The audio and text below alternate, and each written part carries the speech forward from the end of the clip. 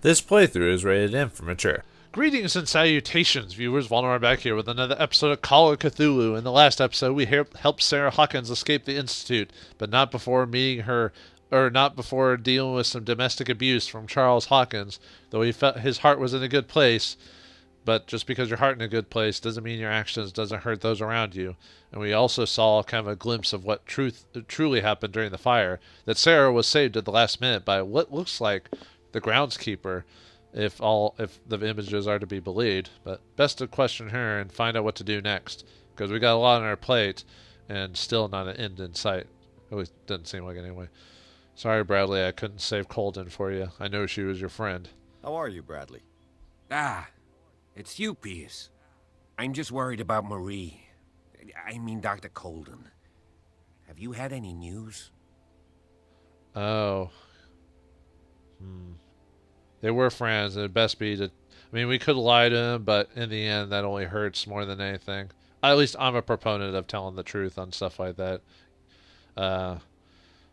She's dead, dude. I'm so sorry, Bradley. I could do nothing to save her. What do you mean? What happened? I'm not sure what happened, but I found her body in the cellars of Riverside. You sure that you've got nothing to do with it? If she hadn't tried to help you, she might still be alive. I'm sorry. Truly. It's that slug, Fuller. I swear I'll shoot him. What do you say, Pierce? Are you with me? What the... Oh, right. Need the required sanity. Say Mary Colin would not want that. Fuller would pay the price. The nature of the relationship. His grief clouds his judgment. It's not for us to decide. Man, we got a lot of choices. I wonder if that one's more of a middle ground. But, yeah, might as well choose. Since we unlocked it by doing all this stupid sanity stuff, might as well keep doing it. I have no idea what that means. Have no fear, Bradley. Dr. Fuller will not escape the clutches of destiny for long. Sooner or later, he will be judged for what he has done. You just need to have faith. What are you talking about? What's this story of destiny? No, I'm sorry. I'm not going to wait for some mystical intervention. I'll take care of him. Myself. We must do something for those who are still alive, Bradley. Sarah is still in danger as long as the cult is active. We need to see this through, otherwise Marie's death will have been in vain. You're, the voice of reason, Pierce. As always. I could ask him about the nature of the relationship. I don't know if that would have ended it, though. That's the thing about this game, is I don't know what's a conversation ender, unfortunately. So, yeah, we had a lot of choices, but since we unlocked the sanity option, might as well choose that every time. Which apparently just means we have an insight into people's personality, so it means we can bypass a lot of the conversation percentages, but we had to lose our sanity in the process for that, so, yeah, no. Hey, Algernon. Mr. Got those Pierce, flowers? we were waiting for you. Good. Sarah doesn't have much time. What are you doing here? Did you think I would let you confront the occult without supervision? This is too dangerous for a bookworm like you. Algernon, I need to talk to Mr. Pierce. Very well, Sarah. I will be in Charles Hawkins' office. Why is the main character surprised? We said he could help us. That might have been like a weird flag, like one of those weird flag things where it should have activated, like, oh, thanks for being here, because he said he was going to be here. We said it was okay. Yeah, whatever. Like I said, it might be like a minor flag not clicking or something like that. All right, Sarah, what you got? You seem different. Yes. When I woke up this morning, my mind was sharper. Cleaner. I can still hear the voice calling me. It is so strong. So ancient. Enticing. Dangerous. I may never be able to escape his grip, but for now I can keep it at bay. I know what I owe you, Mr. Pierce. But I can't come back to Boston with you. Oh, I think all we needed to know is what happened to you for her dad or whatever. I don't think she has to come back, right? You and Drake are up to something. You feel guilty. Charles Hawkins is dead. The cult is on Darkwater. It's because of the Wonder. You and Drake are up to something. You've been friends for a long time, hiding each other's secrets. I trust him. What are you planning to do? I must find it and kill it. I am the only one who can end its slaughter. No. No, you will come with me to Boston. I owe you no obedience. This isn't about what you want or don't want to do. You would risk destroying the world just because you can't face the consequences of your actions. I am willing to atone for my sins. No. You're just trying to erase all proof of the mistakes you've made. I know what I have done. I will not rest until the creature is sent back to its dimension. I mean, it should be sent back to its dimension, but yeah, they said something about how she touches again, she might cause the world to end. There must be a way to fight it, so we all die. Or blah, blah, blah, blah, blah, blah, blah. You can't give up, even knowing the stakes. Yes, thank you. Still, I won't let you go. What? You will stay here until I find a safe way to return to Boston. That's ridiculous. Listen, Algernon knows of a way to protect me. Help him find what he seeks, and we may all survive this battle. All right. I'll help you. You were kind of flip-flopping there all over the way, dude. All right, whatever. That's the problem with having choice-based stuff, is sometimes it it makes you almost like you have multiple personalities or schizophrenia or whatever it is, where you just keep flip-flopping on your attitude on things. But do you have anything new to say? Or I prefer to be alone. I understand, dude. All right. Okay, now we got some new info now that we've talked to her. Let's see. How many new things from this one? Oh, okay. There was a last thing on the end. We got out, but Charles Hawkins caught us. Completely changed. Nothing human left. He's dead. We killed him. All right, and the Hawkins Manor. October 29th, 1924. What does she really know? What have they done to her? Her husband said that she was dangerous. Sarah Hawkins, she looks crazy, like me. Bradley knows about Colden. She won't leave Darkwater, not before having killed the Shambler. This is madness. Drake might know something. He spoke about protecting her. He's waiting for me at Charles Hawkins' office. Alright.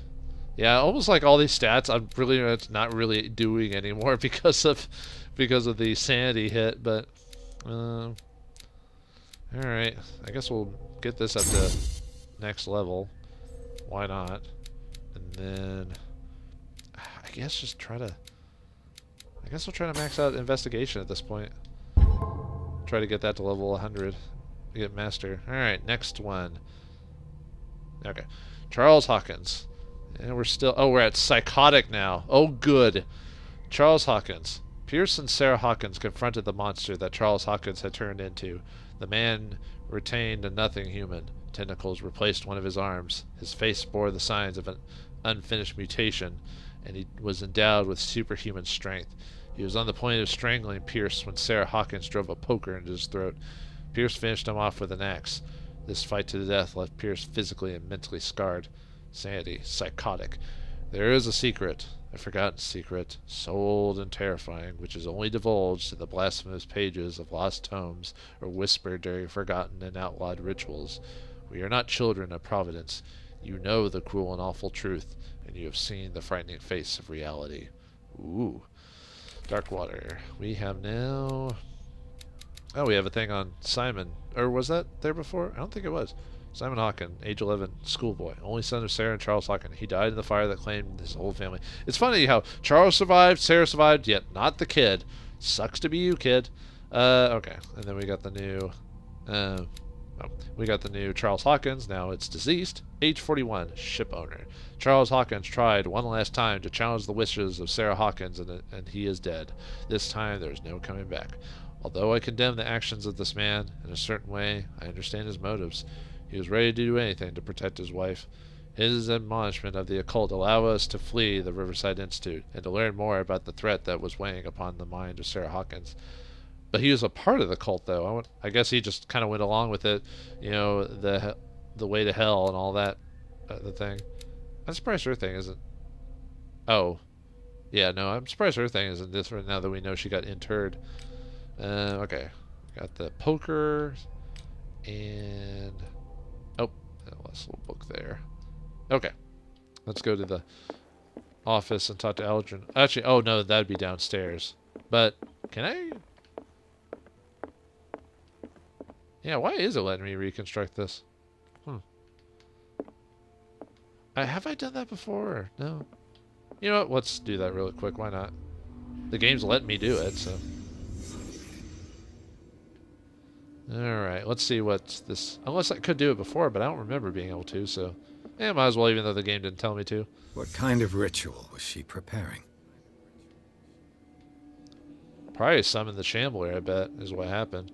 Either that or the Shambler came from the painting, and she was trying to use a summon circle to summon it back. Because didn't they say something about being able to either summon or incantate or whatever the other one is? Was the painting of the Shambler displayed here? Well, I guess we're about to find out then. I don't know why I was talking ahead of myself when the game might kind of give me an idea. Ooh. Looks like we got hit by every time we deal with the occult. Mrs. Hawkins never told me why she was in possession of the Necronomicon. Oh yeah, she didn't, did she? At least the bit we talked to her about anyway. How did she survive her encounter with the Shambler? Maybe being the summoner means you have some strength or immunity to the creature you summon, maybe? Oops. How did she react? Was she afraid? I don't know. I'd be a little freaked out if I saw that in real life. Charles Hawkins was ready to do anything to protect his wife. Oh. I guess he saw what happened or was aware of it or something like that. I guess that's it, right? Nothing else? No spot hiddens? Okay. Sorry. The failed incantation. Well, I guess we need to talk to Algernon now. Alright, let's see what that popped up on. Oop, we saw that. That's another sanity bit. Oh, man. Another thing that probably could have been skipped, I bet. Sarah Hawkins' ritual. In the Necronomicon endowed with its own conscience, is the Necronomicon endowed with its own conscience? While investigating the Hawkins mansion, Pierce came into contact with the residual image of the lost book. The work is so powerful that even the memory of it, though for the detective, is enough for the detective to lose some sanity. Pierce is not the only person to have read it, as he suspected Sarah Hawkins also studied it. It's almost hard to not almost trust her, not because, I don't know, because of the, she's gonna be so adamant about her child and stopping it that she might just go to the next step without thinking about it, you know. The failed incantation. In Sarah Hawkins' office, a circle decorated with unknown symbols surrounded by partly consumed candles bears witness to the artist's occult activities. In the middle of tangible proof, upturned easel, broken bolt, mark left on the floor by a beast, new residual images arrived to disturb the reconstruction. The Necronomicon appeared on the floor, probably because Sarah Hawkins sought the knowledge required to carry out her rite within its pages. It was, no doubt, a rite of revocation because the Shambler was present. The mark on the floor does not lie. There is no other creature on the earth capable of making anything like it. Whatever Sarah Hawkins tried to do, it failed, and the state of the room accentuates the words of her dead husband. She must never again come near occult forces. He may have had a point. And yet, we may be helping her because we used the weird sanity discussion on her, so... Yeah, it's kind of cool that there is at least a bonus for losing your sanity, you know, in this game. Although there is in the Call of Cthulhu tabletop game too, because you gain a lot more knowledge about what you're about to fight. But you have the possibility that you might go bonkers before even utilizing it. So that's the toss-up. But usually that's the only way to stop things is by learning that knowledge. So, seeing you again. Ah, it's you. I'm here for her, not you. I don't care why you're here. Your usefulness is the only thing that matters. How do we protect Mrs. Hawkins from the influence of the forces that claim her? By following Charles Hawkins, that imbecile of a thief, of course. What do you mean? He found something. An amulet. The symbol engraved on it could protect Sarah. Could? We are dealing with forces that by far surpass what your intellect can process. Feel free to ask me any question regarding the matters that exceed your grasp. Exceed my grasp, huh? He must have a plan to get rid of it. He sold the dagger to Sanders. A dimensional Shambler. Well, might as well.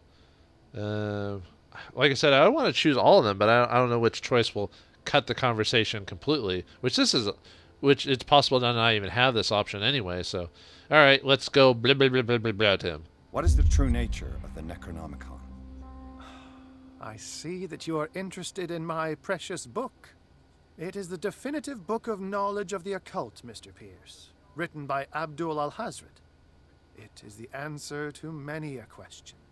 That is why it's so highly valued. Yes, and even though it is a copy, given to me as a gift by Professor Armitage of Miskatonic University, the work remains very powerful. I understand better why you keep it in a safe. Okay, so it doesn't end it. Good. He sold the dagger to Sanders. The dagger with a strange sign. Was it you who sold it to Francis Sanders? If you are referring to the dagger of the ancients, then yes, it was me. Why? Do you know what he intended to do with it? Francis was primarily a collector of occult objects. He liked rare items such as the dagger. But I doubt he knew its purpose. It allowed me to send the creature you call the Shambler back into the painting. Fascinating. But I am afraid that this might only be short-lived. You mean that thing could come back? Yes, that is why I am looking for a more permanent solution. It must never come back. Well, hopefully not. That thing's a little bit freaky-deaky, especially the way it shambles. Ugh. A dimensional Shambler? This creature, the Shambler, what is it? It is a hunter. It travels from one dimension to another to hunt down its prey. Francis Sanders was one of its victims. How could a creature like that end up in one of Mrs. Hawkins' paintings? Sarah has an uncommon gift. A connection with entities that live beyond our reality. I doubt that she was aware at the time, but when she painted the picture in a certain way, she called it. And now it remains in our reality.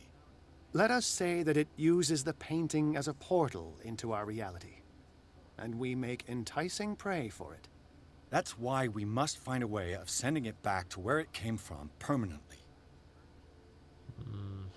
Yeah.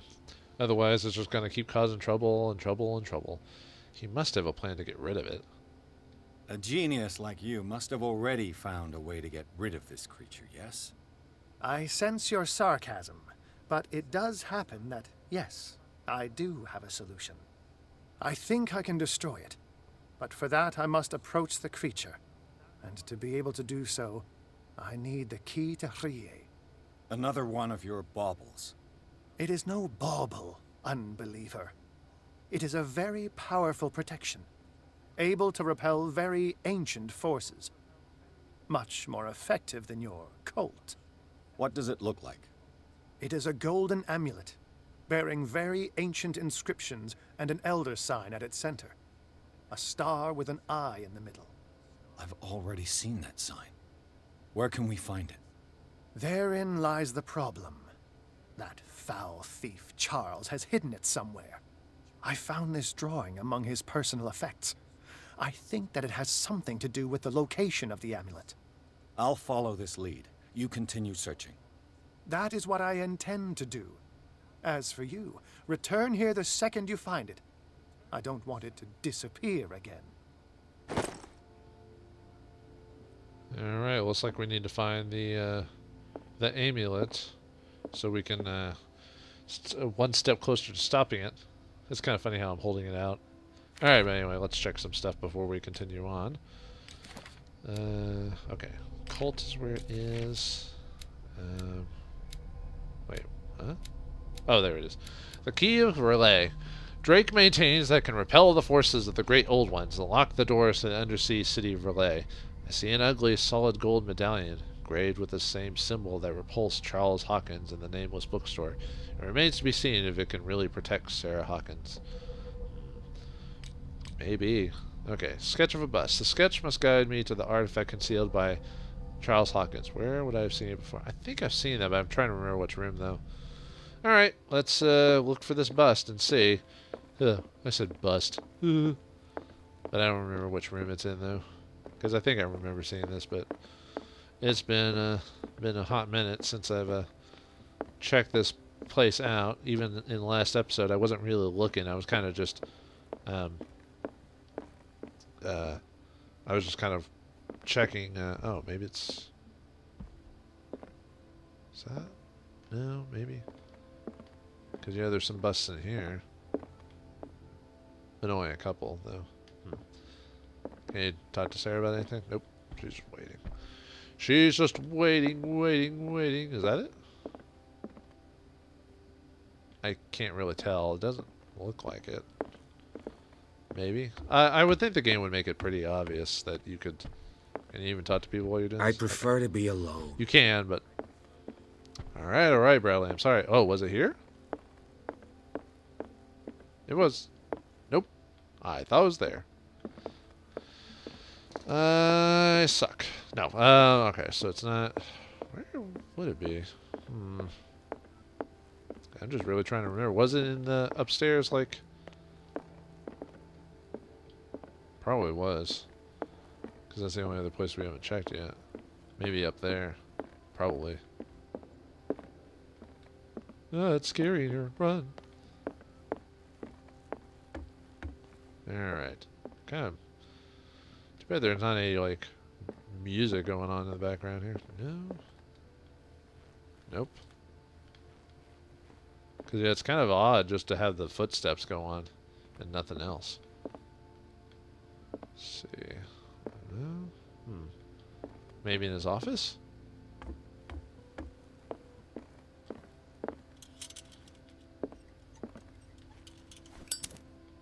See. Not in here. Oh, is that it?